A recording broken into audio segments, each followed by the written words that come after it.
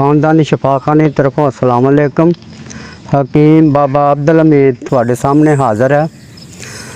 बेलियो दोस्तों बच्चों, गल ये है कि जिन्हां बच्चों नूं आपां बचाना है ना बुराई तो, जेड़े बच्चे अपने उन्होंने बुराई तो बचाना, उहदे वास्ते तुहानूं नुस्खा दस्सण लग्या कि बच्चों नूं बुराई तो बचाया किवें जा सकदा।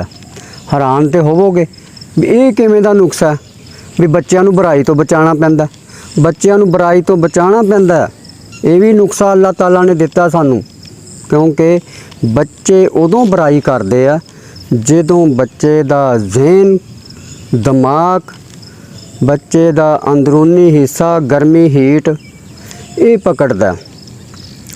बच्चा जवानी चढ़दा है ना जदों, उदों वो गलत हरकतां करन लग जांदा है, गलत सोसाइटी च बहन लग जांदा है, गलत बच्चों नाल अपनियां यारियां दोस्तियां। तो वो जदों ये नुस्खा इस्तेमाल करोगे ना, गलत बच्चे उन्होंने नज़र आएंगे, वो भी अल्लाह करे ठीक हो जाएंगे, क्योंकि उन्होंने भी तो इस्तेमाल किया होएगा। ये ज़हन च रखो, कोई चीज़ अल्लाह ताला ने ऐसी नहीं बनाई जिहड़ी इंसान दे काबिल ना होवे। हर चीज़ इंसान वास्ते बनाई है, इंसान नूं फायदा पहुँचाने वाली बनाई है। अच्छा तुहानूं एक होर भी दसां, कई बंदे गुसल का ही पता नहीं हैगा, कईयां नूं गुसल का पता ही कोई नहीं। अक्सर जेड़े ना, मैं ईद पढ़न जा रहा हाँ तो बेली होवे नाल एक, मैं उन्होंने कहा यार चल वजू तो कर लीए, कहंदा मैं कलमे पढ़ के नहा के आया। अल्लाह दे बंदिया, नहान लग्या कलमा नहीं पढ़ी दा, क्योंकि वो जिसम नंगा हुंदा, वो नहान लग्या कलमे पढ़न लग जाती है आवाम। नहीं पढ़ना चाहिए कलमा। थलवा हिस्सा चंगी तरह साबन नाल धो के, जो थलवा हिस्सा धो लोगे फिर वज़ू करो।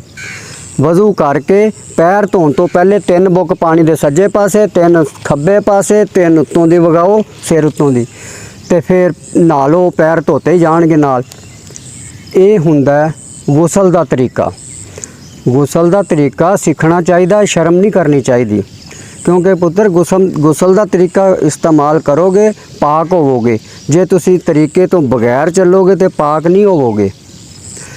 तो धुन्नी दे विच भी लाजमी उंगल मारनी है, नासां दे विच चंगी तरह पानी वगाना, गले दे विच भी चंगी तरह गरारे करने हैं, कोई जगह सुक्की ना रवे। मैं गल आ गई बच्चों नूं बुराई तो बचाने वाली।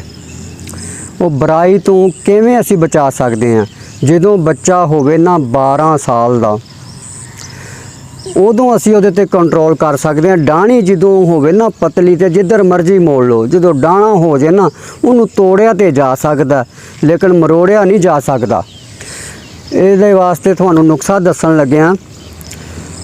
धनिया घर दे विच सालन दे विच भी इस्तेमाल हुंदा, आम धनिया।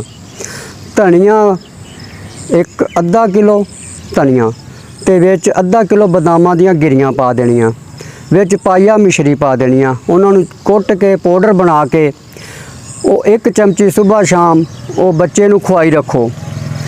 12 साल तो शुरू कर दो, 2-3 साल तक उन्होंने खुआंदे रहो। कई बंदे कहंदे यार इहदे नाल नमर्द हो जांदा, और नमर्द खुदा दे बंदिया काहदे नाल हो जांदा?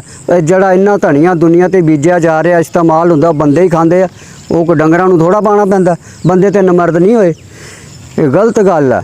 बंदा नमर्द नहीं हुंदा, जेड़ा बंदा माँ दे पेट चों मर्द जम्मिया वो नमर्द नहीं हुंदा। कमज़ोरियां आ जांदियां, ओहदा इलाज कराओ। ये इस्तेमाल करन नाल तुहानूं बड़ा फ़ायदा होएगा।